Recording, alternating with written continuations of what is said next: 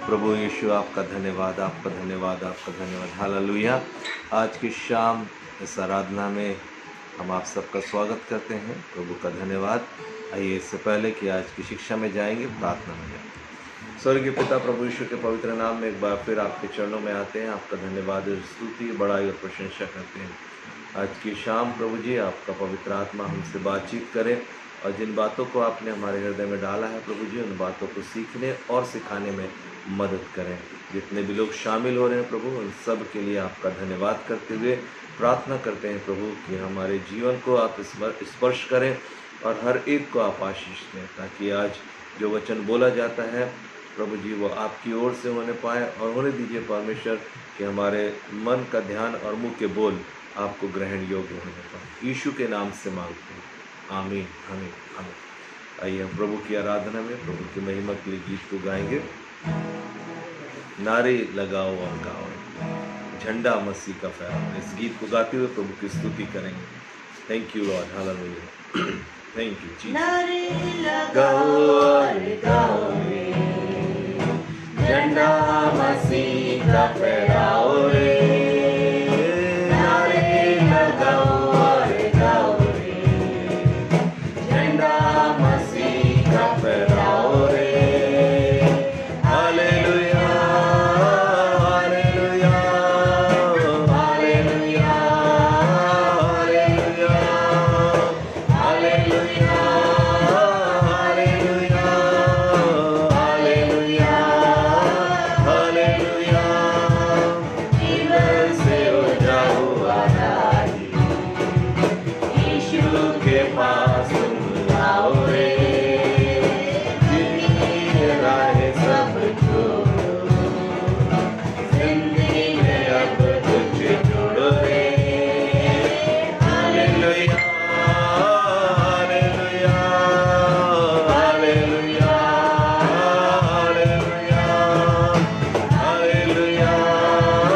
Hallelujah, hallelujah, hallelujah.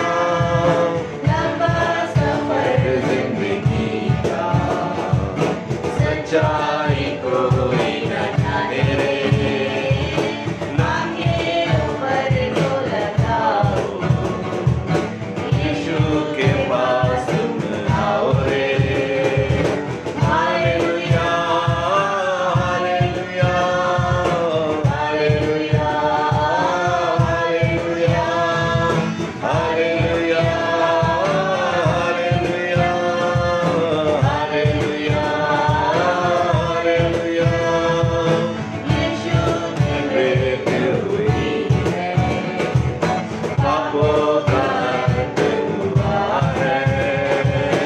यीशु को बात रहा है, प्रेम की धारा बही है।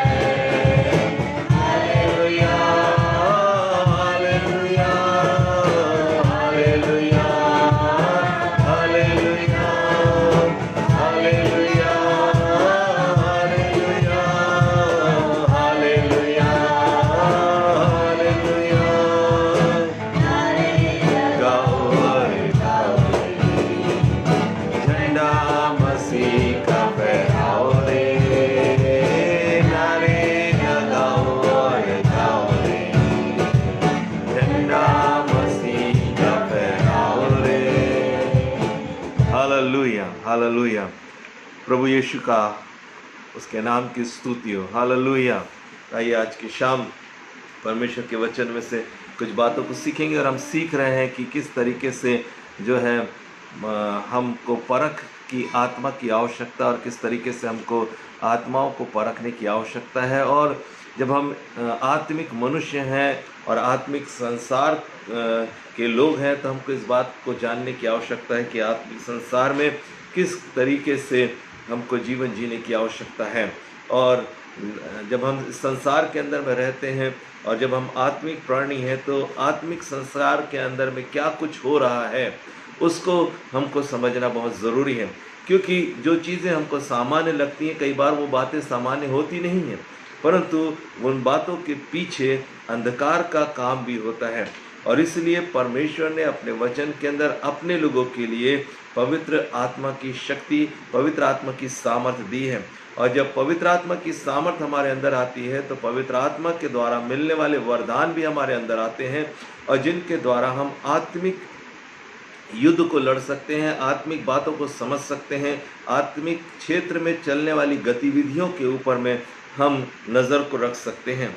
और इन दिनों में हमारे लिए बहुत ज़रूरी है, जैसे हम सुबह देख रहे थे, यीशु मसीह ने पहले ही कह दिया है कि भरमाने वाले आएंगे और तुम भरमा मत जाना, सावधान रहना ताकि भरमाए ना जाओ। तो भरमाए नहीं जाने के लिए ज़रूरी है कि हम आत्मिक संसार में घटने वाली हर एक घटनाओं को ध्यान से समझ सकें और उन घटनाओं का हम अध्ययन कर सकें, हमें समझ में आए कि ये घटनाएं क्यों घट रही हैं, जो हमारे चरित्र, हमारे व्यवहार, हमारी सेवकाई, हमारे जीवन के अंदर में गहरे प्रभाव को डाल देती हैं। तो आज हम देख रहे हैं कि जो आत्मिक संसार है, इसके अंदर में हम देखते हैं कि 4 प्रकार की आत्माओं का वर्णन हमको देखने को मिलता है। जब हम बाइबल का अध्ययन करते हैं तो हम पाते हैं कि 4 प्रकार से स्पिरिट्स को हम परमेश्वर के वचन के अंदर में पाते हैं। पहली आत्मा के विषय में जो हम पाते हैं वो है परमेश्वर की आत्मा। और जब परमेश्वर की आत्मा के विषय में हम बाइबल के अंदर में अध्ययन को पाते हैं, दूसरी बात हम देखते हैं कि स्वर्गदूतों की भी आत्मा है, और स्वर्गदूतों की आत्मा के द्वारा भी हम बहुत सारी बातों को समझ पाते हैं। और तीसरा है मनुष्य की आत्मा, और मनुष्य की आत्मा के विषय में भी बाइबल हमको सिखाती है। और चौथा है वो है संसार की आत्मा या दुष्ट की आत्मा या शैतान की आत्मा, जिसको हम कह सकते हैं। और इन 4 प्रकार की आत्माओं का प्रभाव जो है वो संसार के अंदर में पड़ता रहता है। और अगर हमारे पास आत्माओं को परखने का वरदान है, यदि हम आत्माओं की समझ रखते हैं, तो हम इस बात को आसानी से समझ सकते हैं कि कहाँ पर परमेश्वर की आत्मा काम कर रही है, कहाँ पर स्वर्गदूतों की आत्मा काम कर रही है, कहाँ पर मनुष्य की आत्मा काम कर रही है, और कहाँ पर शैतान की या संसार की या दुष्ट की आत्मा काम कर रही है। तो जब हम इन बातों को देखते हैं तो इन बातों का अध्ययन हमको परमेश्वर के वचन में विस्तृत रीति से मिलता है, और हम पाते हैं कि परमेश्वर की आत्मा के क्या काम हैं, और हम स्वर्गदूतों की आत्मा के क्या काम हैं, और मनुष्य की आत्मा किस रीति से कार्य करती है, और अंधकार अर्थात शैतान की आत्मा या संसार की आत्मा किस रीति से काम करती है। इन तमाम बातों के विषय में बाइबल हमको विस्तृत अध्ययन बताती है, विस्तृत रीति से बताती है। अर्थात इसका मतलब है कोई भी बात ऐसी नहीं है जो छुपी हुई है, और हमको यहाँ पर हर प्रकार की इन 4 प्रकार की आत्माओं के प्रगटीकरण को हम देख सकते हैं, उनके डिमॉन्स्ट्रेशन को हम देख सकते हैं। तो हम पहली बात यहाँ पर आज देख रहे हैं वो है परमेश्वर की आत्मा। और जब परमेश्वर की आत्मा की बातचीत होती है तो परमेश्वर की आत्मा का मतलब है पवित्र आत्मा, और पवित्र आत्मा का मतलब है परमेश्वर की ओर से दी जाने वाली वह आत्मा जो हमें आत्मिक गतिविधियों के विषय में सतर्क भी करती है, समझाइश भी देती है, अगुवाई भी करती है, और हमारा मार्गदर्शन भी करती है। और जो पवित्र आत्मा के विषय में परमेश्वर के वचन के अंदर में देख सकते हैं, और इसके लिए पवित्र आत्मा के कार्यों के विषय में अद्भुत शिक्षा हमको परमेश्वर के वचन के अंदर में देखने को मिलती है कि उसी पवित्र आत्मा के द्वारा ही इन 4 बातों को समझने की शक्ति भी हमको मिलती है। पवित्र आत्मा के द्वारा ही हम इन बातों को समझ सकते हैं, अर्थात पवित्र आत्मा के वरदान के द्वारा ही, पवित्र आत्मा की सहायता के द्वारा ही हम परमेश्वर की आत्मा का काम, स्वर्गदूतों की आत्मा के काम, मनुष्यों की आत्मा के काम और दुष्ट के आत्मा के कामों को परख सकते हैं, पहचान सकते हैं, और उसके लिए पवित्र आत्मा हमें स्पेशल वरदान को देते हैं। तो यहाँ पर हम देखते हैं कि जो परमेश्वर की आत्मा है वो जब मनुष्य के अंदर में होती है तो परमेश्वर के द्वारा दिए जाने वाले संदेशों को, परमेश्वर के द्वारा किए जाने वाले कार्यों को, परमेश्वर की योजनाओं को, परमेश्वर की मनसा को, परमेश्वर की कार्य प्रणाली को, ये जो परमेश्वर का आत्मा है ये मनुष्यों पर प्रकट करता है। जैसे परमेश्वर के आत्मा ने, हमने सुबह एक उदाहरण देखा था और वो यूहन्ना के विषय में देखा था। यूहन्ना की पुस्तक के अंदर यूहन्ना रचित सुसमाचार के पहले अध्याय को जब हमने देखा था, 29 पद से जब हम आगे पढ़े थे, तब वहाँ पर देखा था हमने कि जब यीशु मसीह बपतिस्मा लेने के लिए यूहन्ना के पास में आए, तब यूहन्ना उनको पहचानता नहीं था, परंतु जिस समय यीशु मसीह बपतिस्मा लेने के लिए आया, तब उसने इस बात की गवाही दी कि जिसने मुझे बपतिस्मा देने का अधिकार दिया, या जिसने मुझे बपतिस्मा के लिए भेजा था, उसने मुझको ये प्रकट किया था, मुझे ये बताया था कि जिस किसी के ऊपर तू कबूतर की नाई या पवित्र आत्मा को उतरते और उस पर ठहरते देखे, तब ये समझना कि ये वही व्यक्ति है जो आग से और पवित्र आत्मा से बपतिस्मा देने वाला व्यक्ति है। और जब यीशु मसीह आया, तब पवित्र आत्मा ने, परमेश्वर की आत्मा ने यूहन्ना के ऊपर में इस सत्य को प्रकट किया। और जब वो सत्य प्रकट हुआ, तब यूहन्ना गवाही देने लगा कि ये जो व्यक्ति है जो मेरे सामने खड़ा है, और इसके ऊपर में परमेश्वर का आत्मा जो उतरा है, और ये सचमुच में परमेश्वर का पुत्र है। तो हमने सुबह इस बात को देखा था। और परमेश्वर की आत्मा के विषय में हम और भी बातों को परमेश्वर के वचन के अंदर में देखते हैं। हम जब परमेश्वर के वचन के अंदर में देखते हैं, तो प्रकाशित वाक्य की पुस्तक के पहले अध्याय में और पहले 4 पदों के अंदर में जब हम देखते हैं, तो यहाँ पर परमेश्वर का वचन हमको बताता है कि यहाँ पर परमेश्वर की 7 आत्माओं के विषय में बातचीत लिखी हुई है। जब हम प्रकाशित वाक्य के पहले अध्याय को पढ़ते हैं, तो यहाँ पर हम उन 7 आत्माओं के विषय में जो यीशु मसीह के पास में है, उसके विषय में हमको यहाँ पर देखने को मिलता है। और जब हम यहाँ पर देखते हैं, तो यहाँ पर लिखा हुआ है, जब हम प्रकाशित वाक्य की पुस्तक पहले अध्याय को और पहले अध्याय की 4 पद को जब हम पढ़ते हैं, तो यहाँ लिखा है, यूहन्ना की ओर से आसिया की 7 कलीसियाओं के नाम, उसकी ओर से जो है और जो था और जो आने वाला है, और उन 7 आत्माओं की ओर से जो उसके सिंहासन के सामने है। यहाँ पर हम देख रहे हैं परमेश्वर के सिंहासन के सामने ये 7 आत्माएं हैं, और इन 7 आत्माओं का वर्णन है। अब ये 7 आत्माएं जो हैं, ये पवित्र आत्मा का ही वह प्रगटीकरण है। अगर हम यशायाह नबी की किताब और उसके 11वें अध्याय को देखते हैं, यशायाह नबी की किताब के 11वें अध्याय को और पहली पद से आगे को जब हम पढ़ते हैं, दूसरी पद में, तब हमको यहाँ पर देखने को मिलता है, यहाँ पर लिखा है, दूसरी पद को मैं पढ़ रहा हूँ, यहोवा का आत्मा, बुद्धि और समझ का आत्मा, युक्ति का और पराक्रम का आत्मा और ज्ञान और यहोवा के भय का आत्मा उस पर ठहरा रहेगा। और यहाँ पर हम उन 7 आत्माओं को देखते हैं जिनका प्रगटीकरण परमेश्वर के वचन के अंदर में हमको देखने को मिलता है। और ये जो 7 आत्माएं हैं, जो कि 7 सेवकाइयों को या 7 कार्यों को प्रदर्शित करती है, जो परमेश्वर की आत्मा के कार्य हैं।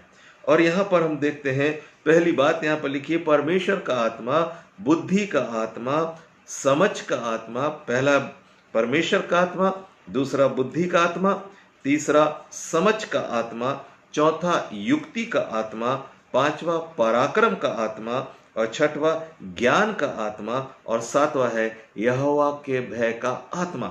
और जब हम इन बातों को देखते हैं, तो हम पाते हैं कि जब इनका जो नाम है, उस नाम के अनुसार जो नाम इस जगह दिए गए हैं, उसके वो उनके कामों के अनुसार है। जो परमेश्वर का आत्मा है, जो बुद्धि का आत्मा है, जो समझ का आत्मा है। जब हम समझ के आत्मा की बात करते हैं, तो हमको समझ में आता है कि कुछ बातें हैं जिसको समझाने के लिए परमेश्वर का आत्मा कार्य करता है।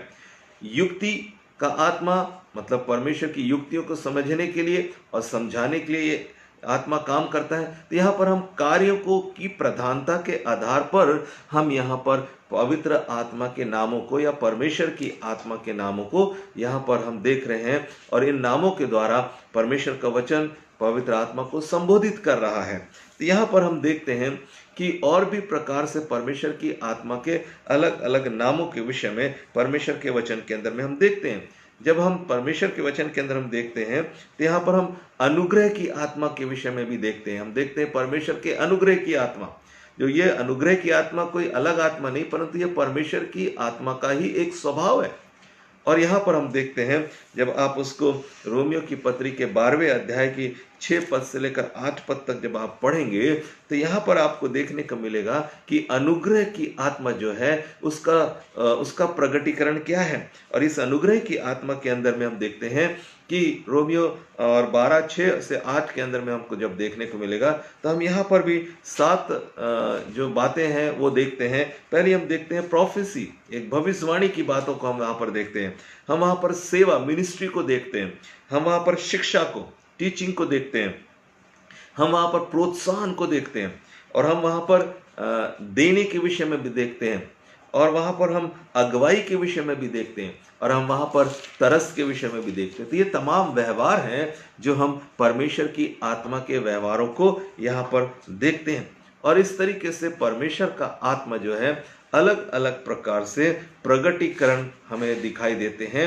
और इन 7 प्रगटीकरण को हम अलग अलग तरीके से देख सकते हैं। एक प्रगटीकरण के अंदर में कई भागों को हम देख सकते हैं। और ये एक बहुत बड़ी डिटेल शिक्षा है जिसको कि हमको बैठ के सीखना होगा।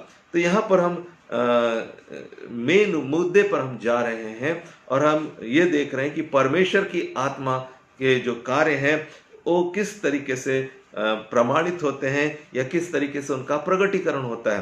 तो यहाँ पर हम देखते हैं कि परमेश्वर का वचन कहता है कि पवित्र आत्मा के द्वारा ही ये प्रमाणित होता है कि यीशु मसीह जो है वो प्रभु है या परमेश्वर के पुत्र है। और इसके लिए हम परमेश्वर के वचन को देख सकते हैं कि पवित्र आत्मा के द्वारा प्रमाणीकरण या उसका जो औचित्य है वो क्या है, और जस्टिफिकेशन जो है वो क्या है। तो स्पिरिट का, पवित्र आत्मा का जस्टिफिकेशन क्या है, उसका प्रमाणीकरण क्या है, या किस तरीके से यीशु मसीह को वो प्रमाणित करता है। तो यहाँ पर पहली बात हम देखते हैं, पहला कुरिन्थियों की पत्री उसका 12वां अध्याय और उसका 3रा पद। पहला कुरिन्थियों 12वां अध्याय उसकी 3री पद। और ये 3री पद क्या कहती है? पहला कुरिन्थियों 12वां अध्याय और 3री पद कहती है, इसलिए मैं तुम्हें चेतावनी देता हूं कि जो कोई परमेश्वर की आत्मा की अगुवाई से बोलता है वह नहीं कहता कि यीशु श्रापित है। मतलब यीशु को मिसअंडरस्टैंड नहीं किया जा सकता। अगर पवित्र आत्मा की उपस्थिति हमारे जीवन के अंदर में है तो हम यीशु मसीह को रिकॉग्नाइज करेंगे, हम उसको मिसअंडरस्टैंड नहीं करेंगे, हम उसको समझने की कोशिश करेंगे। और आगे लिखा हुआ है, और ना कोई पवित्र आत्मा के बिना कह सकता है कि यीशु प्रभु है। और यीशु प्रभु है, इस बात की घोषणा कराने का काम पवित्र आत्मा का है। और हमने यूहन्ना के उदाहरण को देखा था, जैसे हमने पहले अध्याय में देखा था। यूहन्ना के पहले अध्याय में, इससे पहले मैंने आपको बताया था कि यूहन्ना के ऊपर में पवित्र आत्मा का प्रकाशन आया, और जिससे उसने इस बात को प्रूफ किया कि ये परमेश्वर का पुत्र है, ये वह है जो आत्मा और आग से बपतिस्मा देने वाला है। तो यहाँ पर हम देखते हैं कि परमेश्वर की आत्मा के द्वारा ही यह प्रमाणित किया जा सकता है एक व्यक्ति के जीवन के अंदर में कि यीशु मसीह प्रभु है। पहला कुरिन्थियों 6वां अध्याय और उसकी 11 पद को जब हम पढ़ते हैं, पहला कुरिन्थियों 6वां अध्याय और उसका 11 पद को जब हम पढ़ते हैं, तो यहाँ पर लिखा है, तुम में से कितने ऐसे ही थे, परंतु तुम प्रभु यीशु मसीह के नाम से और हमारे परमेश्वर के आत्मा से धोए गए और पवित्र हुए और धर्मी ठहरे। और पवित्र आत्मा के द्वारा ही, परमेश्वर की आत्मा के द्वारा ही यीशु मसीह के नाम से पिता परमेश्वर ने हमें उस आत्मा के द्वारा धोया है, पवित्र किया है, धर्मी ठहराया है। तो यहाँ पर हम देखते हैं कि पवित्र आत्मा के कारण से ही, पवित्र आत्मा के द्वारा से ही परमेश्वर पिता यीशु मसीह के नाम से हमें इस बात को, हमारे अंदर इस बात को प्रमाणित करते हैं कि हम प्रभु यीशु मसीह में धोए गए हैं उसके लहू के द्वारा, पवित्र किए गए हैं उसके लहू के द्वारा, और उसके लहू के द्वारा, उसकी आत्मा के द्वारा हम धर्मी। प्रकाशन जो है, ये प्रमाण जो है वो पवित्र आत्मा के द्वारा हमारे जीवन पर आता है। दूसरी बात जो हम यहाँ पर देखते हैं कि पवित्र आत्मा के द्वारा ही हमारा पवित्रीकरण है। पवित्रीकरण की घोषणा, जो है वो हम जो है यहाँ पर देखते हैं पवित्र आत्मा के द्वारा से। दूसरा थिस्सलुनीकियों की पत्री उसका दूसरा थिस्सलुनीकियों की पत्री दूसरा अध्याय और 13 पद, और ये 13 पद यहाँ पर लिखा है, हे भाइयों और प्रभु के प्रिय लोगों, चाहिए कि हम तुम्हारे विषय में सदा परमेश्वर का धन्यवाद करते रहें, क्योंकि परमेश्वर ने आदि से तुम्हें चुन लिया कि आत्मा के द्वारा पवित्र बनकर और सत्य की प्रतीति करके उद्धार पाओ। यहाँ पर आत्मा के द्वारा पवित्र बनकर, इसका मतलब है पवित्र आत्मा हमको पवित्र बनाने में मदद करते हैं, पवित्र बनने में मदद करते हैं। पवित्रीकरण के रास्ते में, शुद्धिकरण के रास्ते में प्रभु यीशु मसीह के लहू के द्वारा हम पवित्र तो हो जाते हैं, लेकिन उस पवित्रता को बनाए रखने के लिए पवित्र आत्मा जो है वो हमारी मदद करते हैं, ताकि हम एक पवित्र और उद्धार पाए हुए जीवन को जी सकते हैं। और ऐसे ही परमेश्वर का वचन हमको गलातियों की पत्री के 5वें अध्याय के 16 पद के अंदर में देखने को मिलता है। गलातियों की पत्री 5वां अध्याय और उसकी 16 पद, यहाँ लिखा है, पर मैं कहता हूं आत्मा के अनुसार चलो तो तुम शरीर की लालसा किसी रीति से पूरी ना करोगे। तो पवित्र आत्मा है जो हमको पवित्र जीवन जीने में मदद करता है, चलने में हमारी सहायता करता है। और जबकि हम आत्मिक प्राणी हैं, प्रभु यीशु मसीह के द्वारा हमने परमेश्वर की आत्मा में नया जन्म को जब हमने प्राप्त किया है, तो हमारे लिए ज़रूरी है कि हम आत्मा के चलाए चलें या आत्मा के अनुसार चलें, और उसके लिए पवित्र आत्मा हमें मदद करते हैं। अगर हम इसी के 25वें पद को पढ़ते हैं, गलातियों की पत्री के 5वें अध्याय की 25वें पद को जब हम पढ़ते तो यहाँ पर लिखा है, यदि हम आत्मा के द्वारा जीवित हैं तो आत्मा के अनुसार चलें भी। और जब हम परमेश्वर की आत्मा के द्वारा जीवन को प्राप्त करते हैं, नए जन्म को प्राप्त करते हैं, तो हमें आत्मा के अनुसार चलने की आवश्यकता है। और इसी विषय को रोमियो की पत्री के 8वें अध्याय में हम बहुत ही डिटेल रूप में देखते हैं। रोमियो की पत्री 8वां अध्याय और पहली पद से लेकर 15 पद तक जब हम पढ़ते हैं, 15 और 16 पद तक जब हम पढ़ते हैं, तो यहाँ पर हम उन बातों को देखते हैं जो आत्मा प्राप्त किए हुए एक व्यक्ति के जीवन के अंदर में दिखाई देती है। तो जो परमेश्वर का आत्मा एक व्यक्ति के जीवन में जो कार्य कर रहा है, और उस कार्य के अनुसार जो पवित्र आत्मा हमारे जीवन पर कर रहा है, हमें चलने की आवश्यकता है। यहाँ पर 8वें अध्याय की पहली पद से लेकर 14 और 15 पद तक अगर आप पढ़ेंगे तो आपको बहुत सारी बातें देखने को मिलेगी जो परमेश्वर के आत्मा के विषय में लिखा हुआ है। पहली बात यह है कि हम जब हम आत्मिक प्राणी हो जाते हैं, जब हम परमेश्वर की आत्मा से प्रेरित हो जाते हैं, तो हम शरीर के अनुसार नहीं परंतु आत्मा के अनुसार चलते हैं। ये एक विश्वास करने वाले या एक पवित्र आत्मा पाए हुए व्यक्ति के जीवन के अंदर में ये बातें दिखाई देने लग जाती हैं कि अब हम शरीर के अनुसार नहीं वरन आत्मा के अनुसार चलते हैं। फिर दूसरी बात हम वहां पर देखते हैं कि वो जीवन की आत्मा की व्यवस्था पाप और मृत्यु की व्यवस्था से स्वतंत्र कर देती है। पहले हम पाप की अधीनता में थे, लेकिन जब हम पाप के लिए खत्म हो गए हैं, मृत्यु हमने पाप के लिए मर गए, हम पाप के लिए मर चुके हैं और हम आत्मा के लिए जीवित हैं, तो हम इस जीवन की आत्मा की व्यवस्था के लिए स्वतंत्र किए गए हैं। तीसरी बात यहाँ पर लिखा है, व्यवस्था की विधि आत्मा के अनुसार पूरी की जाती है।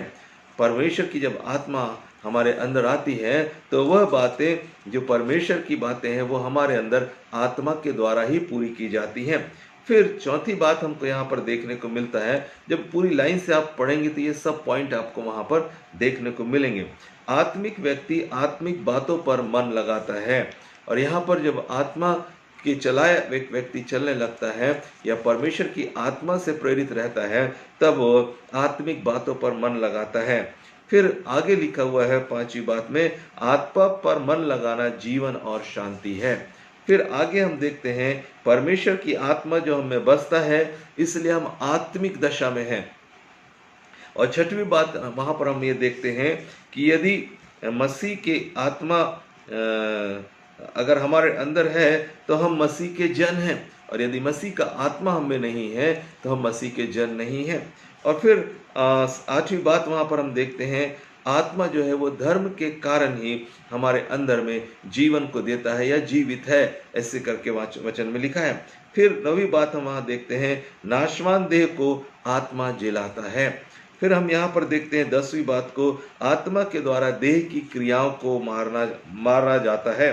फिर 11वीं बात हम देखते हैं, परमेश्वर की आत्मा के चलाए चलने वाले उसके पुत्र और पुत्रियां होते हैं।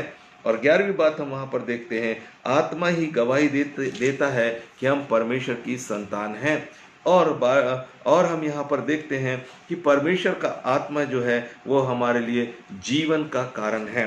जब हम इसके दूसरे पद को जब हम पढ़ते हैं, वहाँ लिखा है वह जीवन की आत्मा है। फिर हम यहाँ पर लेपालकपन की आत्मा के विषय में, परमेश्वर की संतान के विषय में भी देखते हैं।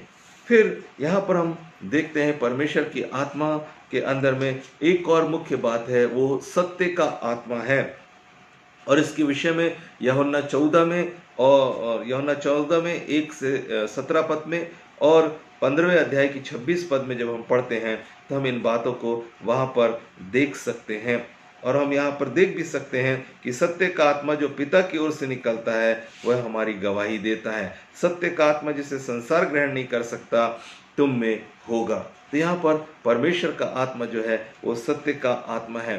फिर यहाँ पर हम देखते हैं कि वो बुद्धि का आत्मा है, और उसके विषय में भी इफिसियों की पत्री उसका 1 अध्याय और उसकी 17 पद, इफिसियों 1 और 17 और यूहन्ना रचित सुसमाचार 15 अध्याय और उनके 26 पद, ये दोनों पदें हमें इस बात के विषय में बताती है कि परमेश्वर का आत्मा जो है वो ज्ञान का आत्मा है और प्रकाश का आत्मा है। और इसलिए पौलुस ये प्रार्थना करता है कि तुम्हें परमेश्वर अपनी पहचान में ज्ञान और प्रकाश का आत्मा दे। और इसी रीति से ये जो परमेश्वर का आत्मा है वो छुटकारे का भी आत्मा है, जो हमको छुटकारा देता है। यीशु मसीह ने इस बात को अंगीकार किया, इस बात को अपने चेलों को बताया कि यदि मैं परमेश्वर की आत्मा के द्वारा, जब शास्त्री और फरीसी यीशु मसीह पर दोष लगाने लगे कि ये तो शैतान की सहायता से दुष्ट आत्मा निकालता है, तब प्रभु यीशु मसीह ने इस स्टेटमेंट को शिष्यों के सामने और उन फरीसियों के सामने जिन्होंने दोष लगाया था उनके सामने ये बात कह रहे हैं। जब हम परमेश्वर के वचन को पढ़ते हैं तो वहाँ पर देखने को मिलता है मत्ती 12 के 28वें पद में, मत्ती 12 और 28 पद में, वहाँ पर प्रभु यीशु कहते हैं, यदि मैं परमेश्वर की आत्मा की सहायता से दुष्ट आत्माओं को निकालता हूँ, इसका मतलब है अब परमेश्वर का राज्य बहुत निकट आ गया है, तुम्हारे करीब आ गया है। और फिर हम देखते हैं कि परमेश्वर का आत्मा जो है वो हमारे लिए हमें प्रार्थना के योग्य भी बनाता है, वो हमारे लिए प्रार्थना भी करता है और प्रार्थना करना सिखाता भी है। और रोमियो की पत्री के अंदर में हम उसको देख सकते हैं 8वें अध्याय की 26 पद में कि आत्मा जो है आहें भर भर कर हमारे लिए प्रार्थना करता है। तो यहाँ पर हम परमेश्वर की आत्मा के विषय में बातों को देखते हैं। दूसरी बात हम यहाँ पर देखते हैं कि स्वर्गदूतों की आत्मा है, और स्वर्गदूतों की आत्मा भी को भी हम कार्य करते हुए परमेश्वर के वचन के अंदर में अद्भुत रीति से देखते हैं, जहाँ पर स्वर्गदूतों ने भी अपनी सेवकाई दी है, या स्वर्गदूतों की आत्मा ने भी आकर सेवकाई दी है। और अगर हम लूका रचित सुसमाचार के 22वें अध्याय को पढ़े और उसकी 43 पद को पढ़ते हैं तो यहाँ पर बाइबल हमको बताती है, जब यीशु मसीह गेत्सेमनी के बाग में हैं, लूका रचित सुसमाचार उसके 22वें अध्याय में अगर आप देखेंगे, लूका 22 और उसके 43 पद में 43 में यहाँ पर लिखा है, तब स्वर्ग से एक दूत उसको दिखाई दिया जो उसे सामर्थ्य देता था। जब यीशु मसीह व्याकुल थे, और यहाँ पर हम स्वर्गदूत की भी सेवकाई को देखते हैं, जो एक आत्मिक बीइंग है, वो भी एक आत्मिक प्राणी है, और यहाँ पर वो अपनी सेवकाई को दे रहे हैं। ऐसे ही हम देखते हैं यीशु मसीह के पुनरुत्थान के समय में भी, यूहन्ना रचित सुसमाचार के 20वें अध्याय की 11 पद से लेकर 13 पद तक जब हम पढ़ते हैं तो हम पाते हैं कि यहाँ पर स्वर्गदूतों ने सेवकाई को किया है, और मरियम वहाँ पर आई हुई है, और वहाँ पर 2 स्वर्गदूत जो है पत्थर पर बैठे हुए हैं। तो यहाँ पर हम देख रहे हैं कि वो उसे समाचार दे रहे हैं कि जिसे तू ढूंढने आई है वो तो जी उठा है, और उसके शिष्यों को जाकर कहा है कि वह उनसे गलील में जाकर मिलेगा। फिर यहाँ पर हम देखते हैं कि जब पौलुस भी जो है जहाज में था और तूफान आ गया था और जहाज टूटने पर था और बड़ी पीड़ा का समय आने वाला था, तब पौलुस ने इस स्टेटमेंट को दिया। जब 27वें अध्याय को पढ़ते हैं हम, प्रेरितों के काम के 27वें अध्याय को, और 23 पद से लेकर 24 पद को जब हम पढ़ते हैं तो वहाँ पर हम देखते हैं कि परमेश्वर का दूत जो है पौलुस के पास में आया है। और भी बहुत सारी सेवकाई हम स्वर्गदूतों की देखते हैं, पुराने नियम हो चाहे नए नियम हो, सब जगह हम इन बातों को देखते हैं। इसके विषय में हम आगे और सीखेंगे। फिर हम देखते हैं कि मनुष्य की आत्मा भी कार्य करती है, और जब मनुष्य की आत्मा के विषय में भी हम कई उदाहरणों को परमेश्वर के वचन के अंदर में देख सकते हैं कि मनुष्य की आत्मा के अंदर में भी अच्छे विचार और बुरे विचारों का समागम होता है, और अच्छे विचार भी हैं और बुरे विचार भी हैं। तो मनुष्य की आत्मा के अंदर में भी कई प्रकार की बातों को हम देखते हैं, और उसकी आत्मा की भी परख होती है। पहला कुरिन्थियों की पत्री में जब आप दूसरे अध्याय को पढ़ेंगे तो उसमें आपको देखने को मिलेगा। और यहाँ पर हम एक उदाहरण की रीति पर देख सकते हैं यूहन्ना रचित सुसमाचार के पहले अध्याय की 47 पद के अंदर में। और यहाँ पर नतानियल नाम का एक व्यक्ति है, और उसके विषय में प्रभु यीशु कह रहे हैं कि इसके अंदर कोई कपट नहीं है। मतलब क्लीन और प्योर स्पिरिट जो है यहाँ पर उसकी दिखाई दे रही है। तो मनुष्य की आत्मा के विषय में हम यहाँ पर देखते हैं। यूहन्ना दूसरे अध्याय की 24 और 25 पद में भी हम देखेंगे तो हमको देखने को मिलेगा। प्रेरितों के काम 8वें अध्याय में, प्रेरितों के काम 8वें अध्याय को 20 से 24 पद को भी हम देखेंगे तो यहाँ पर भी हम देखते हैं शिमोन नाम के एक व्यक्ति को, और उसके अंदर भी जो स्पिरिट है उसका प्रगटीकरण भी वहाँ पर हमको देखने को मिलता है।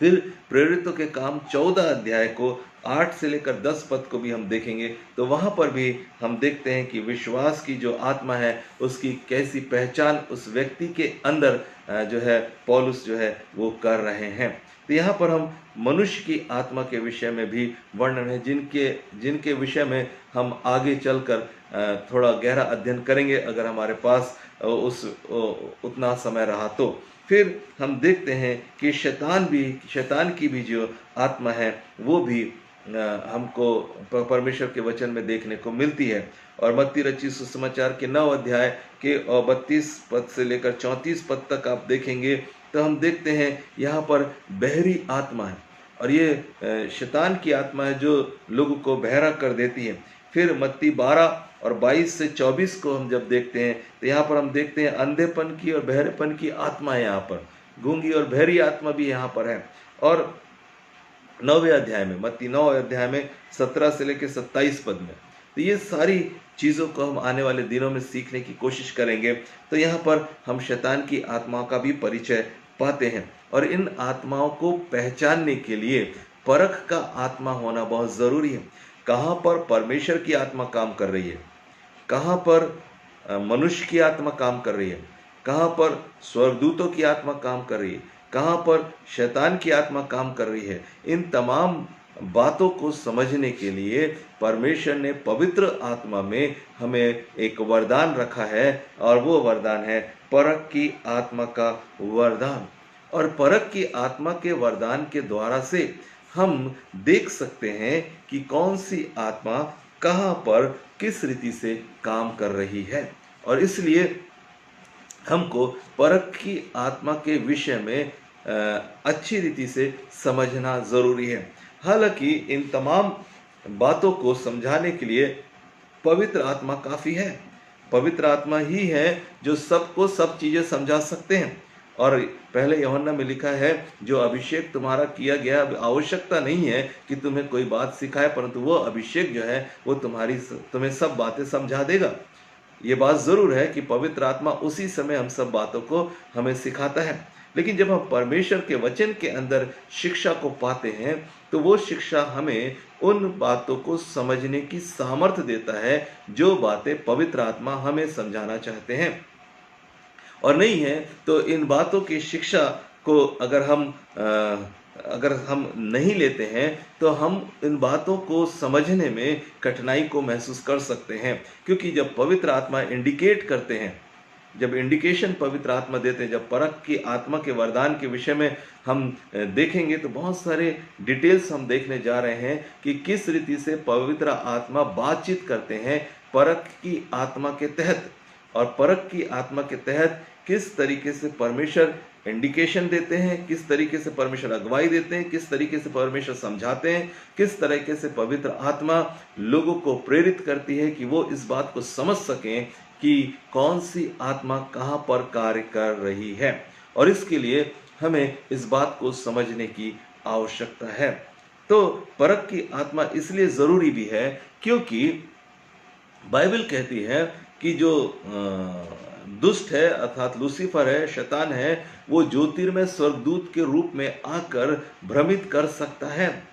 और इसके लिए हम जो है एक छोटी सी टेस्टमनी जो ब्रदर दीनाकरण की है वो हमेशा मैं बताता हूँ, वही टेस्टमनी एक बार फिर मैं आपको बताऊंगा। और वो टेस्टमनी ऐसी थी कि जब ब्रदर दीनाकरण जो सीनियर दीनाकरण थे, जब वो अपने कमरे में बैठे हुए थे, प्रार्थना कर रहे थे, तो अचानक से उनके कमरे में एक तेज रोशनी आई। और जब वो तेज रोशनी आई तो वो एकदम से सचेत हुए, और सचेत हुए तो उन्होंने इस बात को अनुभव किया कि एक तेज प्रकाश मेरे कमरे में आ रहा है। और इस तेज प्रकाश को जब उन्होंने देखा तो उन्होंने पहले ये सोचा कि ज़रूर परमेश्वर जो है आज मेरे कमरे में उसकी उपस्थिति को मैं महसूस कर रहा हूँ, और परमेश्वर को वो वहाँ पर महसूस करने के लिए करना उन्होंने शुरू किया। लेकिन थोड़ी ही देर में उन्होंने एक बेचैनी का अनुभव किया, और क्या देखा कि एक सफ़ेद रोशनी में एक स्वर्गदूत जो है वो खड़ा हुआ है, और वो कह रहा है कि दीनाकरण तुम मुझको सिजदा कर, मैं दुनिया का सारा अधिकार तुझे दूंगा। और जब उन्होंने इस बात को सुना और उस जगह की उस उपस्थिति को जब वो महसूस करने लगे, एहसास करने लगे, तो उनको समझ में आने लगा कि ये जो स्पिरिट है, ये जो आत्मा है, ये परमेश्वर की आत्मा नहीं है, परंतु ये तो लूसीफर की आत्मा है। और ये अनुभव उनके पास में था, ये बातें उन्होंने अपने जीवन के अंदर में अनुभव की थी, और इसलिए उन्होंने लूसीफर से बातें की। और लूसीफर ने कहा कि यदि तू मुझे सजदा करे तो मैं तुझे संसार का सारा वैभव दे दूंगा, और मैं इस संसार के अंदर का सबसे बड़ा भविष्यवक्ता तुझे बनाऊंगा। तब दीनाकरण ने थोड़ी देर वो सहमे और रिकग्नाइज किया, और रिकग्नाइज करने के बाद उन्होंने कहा लूसीफर तूने मेरे लिए खून नहीं बहाया है, मेरे लिए खून यीशु मसीह ने बहाया है, और मैं यीशु के खून के द्वारा खरीदा गया एक व्यक्ति हूँ, और इसलिए मैं सिजदा तो सिर्फ यीशु मसीह को करूँगा। और उन्होंने फिर उस स्पिरिट को डांटा, और वो जो है आत्मा निकलकर वहाँ से उनके कमरे से चली गई। और कई बार ऐसा होता है कि अगर हमारे पास परख का आत्मा नहीं है तो हम ये बात नहीं समझ पाते हैं कि परमेश्वर की आत्मा कहाँ पर काम कर रही है, और कहाँ पर दुष्ट की आत्मा काम कर रही है, और कहाँ पर मनुष्य की आत्मा काम कर रही है, और कहाँ पर स्वर्गदूतों की आत्मा काम कर रही है। तो यहाँ पर हम देखते हैं कि ये आत्मिक संसार एक बड़ा संसार है, और इसके लिए हमें ज़रूरी है कि हम परख की आत्मा को प्राप्त करें। और इसलिए इन बातों को समझना हमारे लिए अत्यंत और निहायत ज़रूरी है कि हम समझ सकें कि कौन सी आत्मा कहाँ पर काम कर रही है। और नहीं समझने के कारण से जो है वो गलतियाँ हो सकती, गलतियाँ होने के चांसेस रहते हैं। जब हम बाइबल के अंदर में देखते हैं तो हम पाते हैं कि वो एक स्त्री थी जो भूत सिद्धि करने वाली स्त्री थी, जिसके पास में शाऊल पहुंच गया था।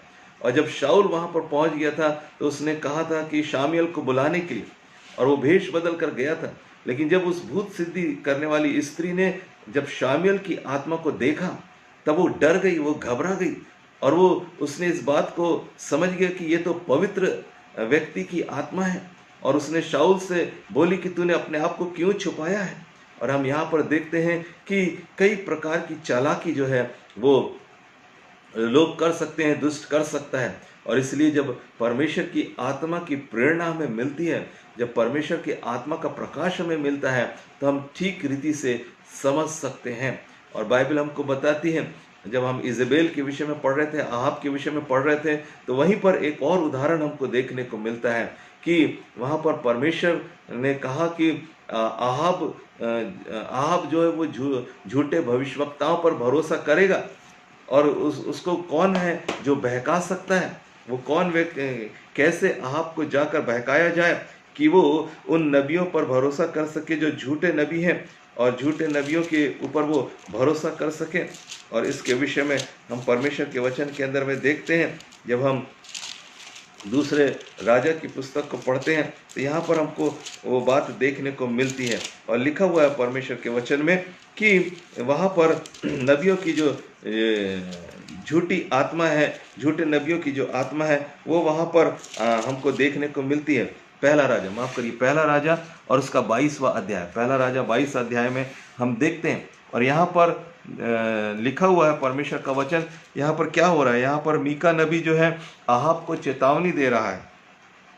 मिकाया नबी जो है यहाँ पर आहाब को चेतावनी दे रहा है, और यहाँ पर यहोशापात है और राजा लोग जो है वो सब इकट्ठे हुए हैं। अगर आप 22वें अध्याय को पढ़ेंगे तो आपको यहाँ पर देखने को मिलेगा। यहाँ पर दूसरी पद से मैं पढ़ रहा हूँ। 3रे वर्ष में यहूदा का राजा यहोशापात इज़राइल के राजा के पास गया, और तब इज़राइल के राजा ने अपने कर्मचारी से कहा, क्या तुमको मालूम है कि गिलाद का रामोत हमारा है? फिर हम क्यों चुपचाप रहते हैं? उसे आराम के राजा के हाथ से क्यों नहीं छीन लेते? और यहाँ पर इन्होंने लड़ाई की गोष्ठी की, और जब लड़ाई की गोष्ठी की तो बाइबल हमको बताती है कि राजाओं ने ये निर्णय लिया कि कोई नबी है क्या जिससे हम पूछें कि क्या ये परमेश्वर की ओर से है। तब बाइबल बताती है कि सारे नबियों ने कहा कि राजा तुम चढ़ाई करो, तुम कृतार्थ होगे। लेकिन यहोशापात ने कहा नहीं, कोई यहोवा का नबी है क्या? क्या परमेश्वर का नबी है क्या जो सच्ची भविष्यवाणी करे या सच्ची रीति से बात करे?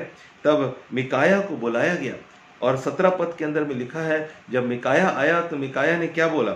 मिकाया ने कहा, मुझे समस्त इज़राइल बिना चरवाहे की भेड़ बकरी के समान पहाड़ों पर तितर बितर देख पड़ती है, और यहोवा का यह वचन है कि वे तो अनाथ हैं, अतः वे अपने अपने घर कुशल से क्षेम से लौट जाएं, और यह युद्ध करने की जरूरत नहीं है।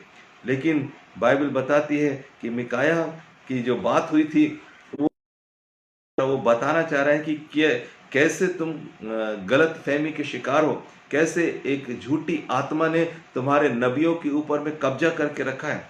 तो यहाँ परमेश्वर का नबी है जिसको ये मालूम है कि सही आत्मा कौन सी है और गलत आत्मा कौन सी है, और यहाँ पर मालूम है, और इसलिए उसने राजा को समझाने की कोशिश किया। अगर हम 19 पद के आगे पढ़ते तो यहाँ लिखा है, मिकाया ने कहा, इस कारण तू यहोवा का यह वचन सुन, मुझे सिंहासन पर विराजमान यहोवा और उसके पास दाहिने बाएं खड़े हुए स्वर्ग की समस्त सेना दिखाई दी।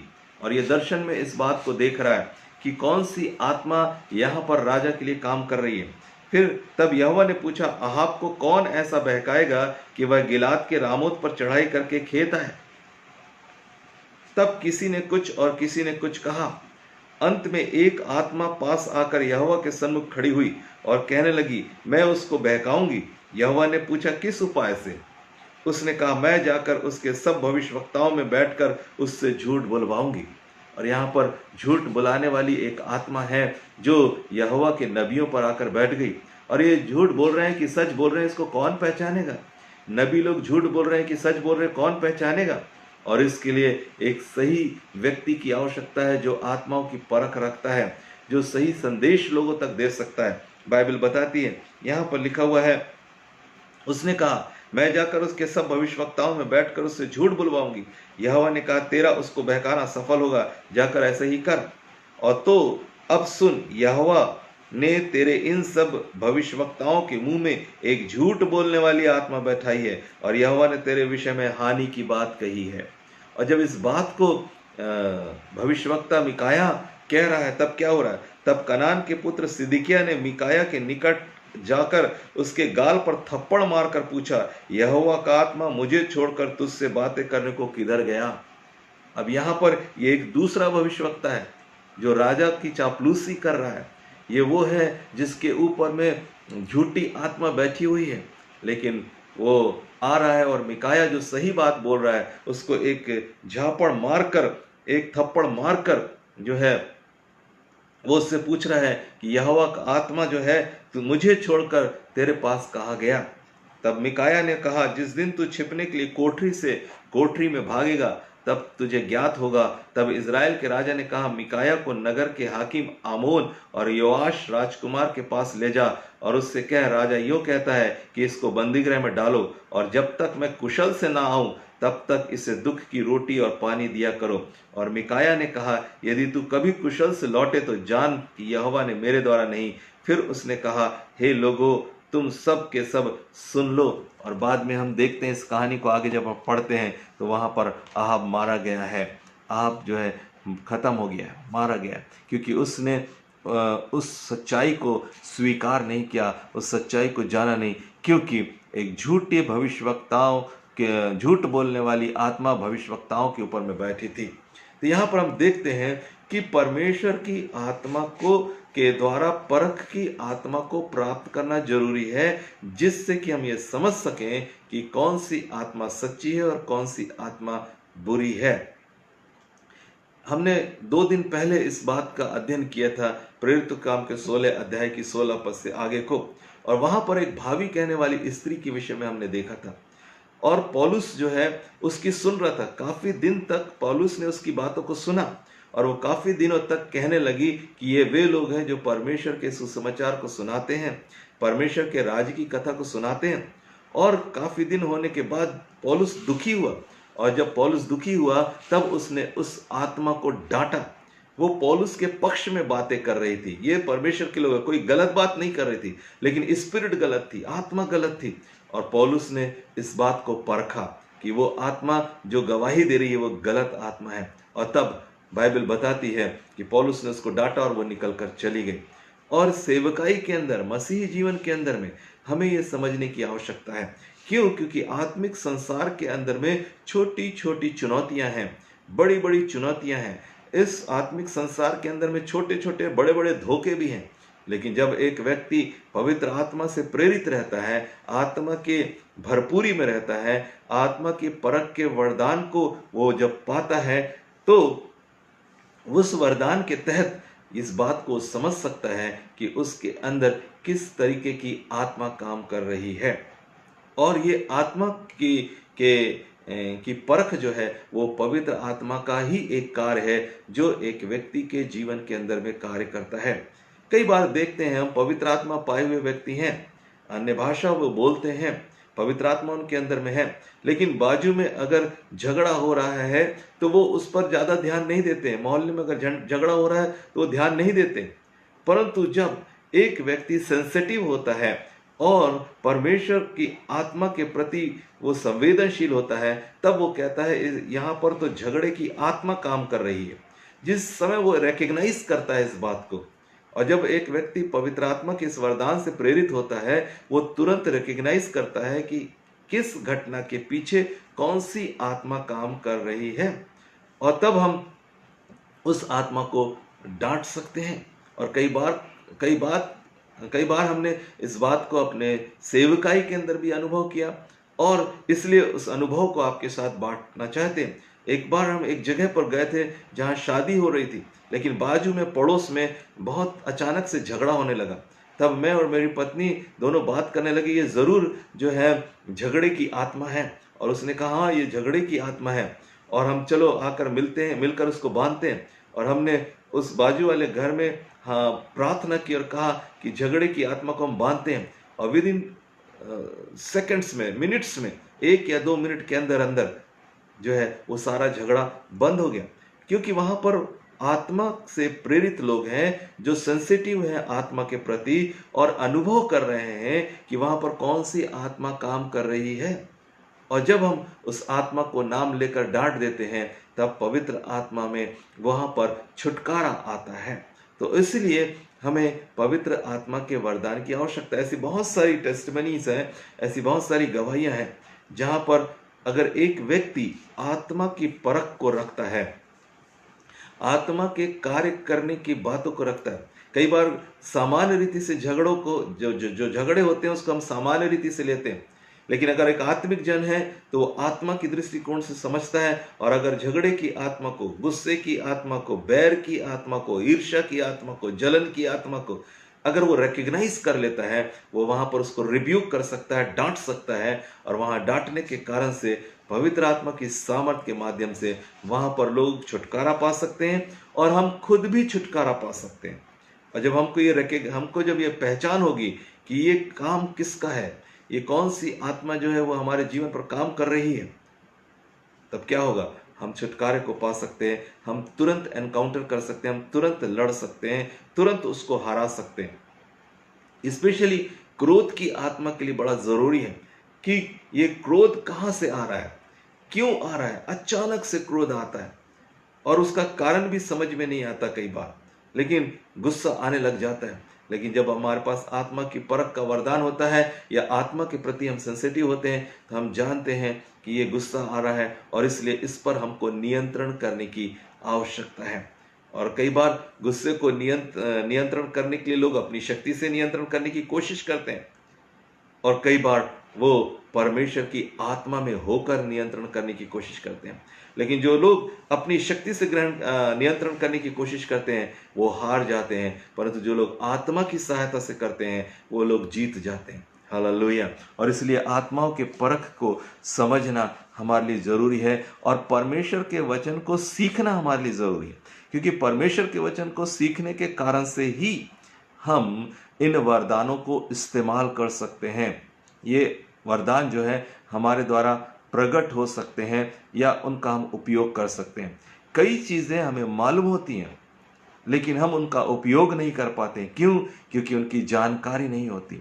और इसलिए जानकारी रखने से हमारे जीवन के अंदर में छुटकारा आ सकता है। और इसलिए परमेश्वर के वचन के अंदर में से हम इस बात की डिटेल स्टडी करने जा रहे हैं। कल की सुबह मैं परख की आत्मा के विषय में आपको बताने जा रहा हूँ कि परख की आत्मा कैसी आत्मा है और वो उसके कार्य क्या है और किस रीति से पवित्र आत्मा परख की आत्मा के माध्यम से हमारे जीवन के अंदर में सहायता को भेजते हैं और कैसे हम रिकॉग्नाइज कर सकते हैं उन आत्मा के कामों को जो परमेश्वर की तरफ से किए जाते हैं, जो मनुष्यों की तरफ से किए जाते हैं, जो स्वर्गदूतों की तरफ से किए जाते हैं और जो शैतान की तरफ से किए जा सकते हैं। इन चारों प्रकार की आत्माओं को समझने के लिए परख की आत्मा का वरदान पवित्र आत्मा में परमेश्वर हर एक विश्वासी को देता है। ये हर एक के लिए है, ये सिर्फ सेवकों के लिए ही नहीं है परंतु आप सब के लिए है। और मैं ये कहूँ कि वो सिर्फ विशेष समय के लिए ही नहीं है परंतु वो प्रतिदिन के लिए है, ताकि आप प्रतिदिन के जीवन में उसका इस्तेमाल करते हुए अपने जीवन के अंदर में अनुग्रह को प्राप्त कर सकें, आशीष को प्राप्त कर सकें। सो परमेश्वर इन वचनों के द्वारा आपको आशीष दे। प्रार्थना में रहें। कल सुबह इसके आगे की शिक्षा को हम फिर से 8:30 बजे से सुनेंगे और इसको आप ध्यान से रखें, प्रार्थना में रहें ताकि आप परमेश्वर की आत्मा के वरदानों को प्राप्त करके एक सफल और सामर्थी विश्वासी जीवन जीने में परमेश्वर का आत्मा आपकी मदद कर सके। सो हम प्रार्थना करेंगे।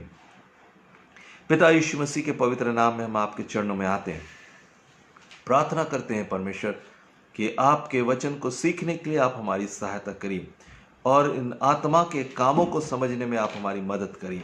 और पवित्र आत्मा का गाइडेंस और पवित्र आत्मा की सुरक्षा और पवित्र आत्मा की अगुवाई और पवित्र आत्मा की सम्मति हमको मिलने पाए। पिता, ऐसी आपसे कृपा और दया चाहते हैं। आज की रात हमें से प्रत्येक से बोलें और बातचीत करें, प्रभु यीशु के नाम से मांगते हैं, आमीन। आइए हम प्रभु की प्रार्थना करेंगे। हे हमारे पिता, आप जो स्वर्ग में हैं, आपका नाम पवित्र माना जाए, आपका राज आए, आपकी इच्छा जैसे स्वर्ग में पूरी होती है वैसे इस पृथ्वी पर पूरी हो। हमारे दिन भर की रोटी आज हमें दे।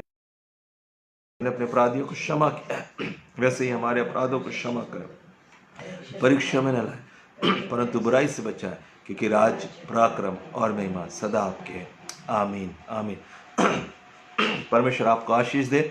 और 2-3 दिन से मैंने होमवर्क आपको नहीं दिया था, लेकिन आज होमवर्क आपके लिए है कि पिछले दिनों में जो आपने इज़बेल की आत्मा के विषय में सीखा है, तो आपको मैंने कहा था, अगर याद है तो, कि आप अपने अंदर में किन आत्माओं के प्रभाव को देखते हैं और उन आत्माओं के प्रभाव को यदि आपने देखा है तो आप इस बात को रिकग्नाइज करके उनको आपको अपने जीवन से निकालने की आवश्यकता है। और इसलिए इज़बेल की जो आत्मा थी जिसके द्वारा हम ने बहुत सारी बातों को सीखा है और हम 2 दिन से आत्माओं के विषय में सीख रहे हैं। तो इन बातों में, इन 2-3 दिन की शिक्षाओं में आपने कौन कौन सी मुख्य बातें सीखी हैं जो आप अपने जीवन पर उसको अप्लाई करने जा रहे हैं। उन सीखी गई बातों को आपको लिस्ट करना है, अपनी कॉपी में लिखना है और कॉपी में लिखकर जैसे आप व्हाट्सअप करते हैं आप करें। इन 2-3 दिनों के अंदर में आपने किन किन बातों को सीखा और किन किन बातों के लिए आप सचेत हुए हैं कि वो बातें आपके जीवन में ना पाई जाएं या आने वाले दिनों में आप उनको अपने जीवन पर काम करने नहीं देंगे। ऐसा अगर आपने निर्णय लिया है और जो सीखा है अगर आप उसको लिस्ट अप करेंगे, लिस्ट बनाएंगे, तो वो होमवर्क मैं आपका देखना चाहता हूँ ताकि आप उन्नति करें प्रभु की महिमा के लिए। परमेश्वर आपको आशीष दे। सुरक्षित रहें, प्रार्थना में बने रहें, परिवार के साथ रहें। प्रभु आपको आशीष दे। सबको जय मसीह की।